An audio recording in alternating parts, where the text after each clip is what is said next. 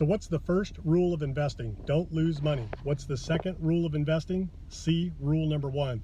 So what does that mean, don't lose money? That is preservation of capital. So first and foremost, your primary concern, whether it's your money or investor capital, is preservation of capital. In other words, you do not want to lose your basis in the investment or the deal or anybody else's capital contribution. You've worked hard to put your money together, to set aside your capital to invest. Your investors have worked hard to create that money.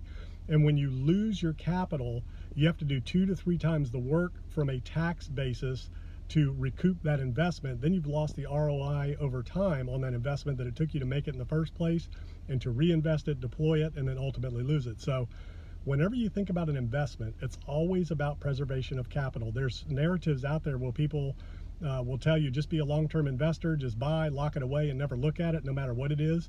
And that's just really bad advice. You know, when you make an investment, your number one job is to preserve that capital, to guard that investment, and to make sure that it's returning appropriately, and to ultimately to grow it, to grow that investment, grow that capital, grow that holding. So you have to pay attention to what's going on in the markets. You need to pay attention to what's going on with your investment, and you need to pay attention to what's going on in the economy as a whole. So it is your job first and foremost to protect your capital. You've worked hard for it.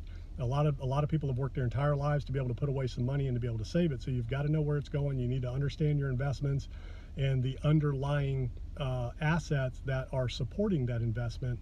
And same thing with other people's capital. So preservation of capital. Number 1, don't lose money. Number 2, see rule number 1.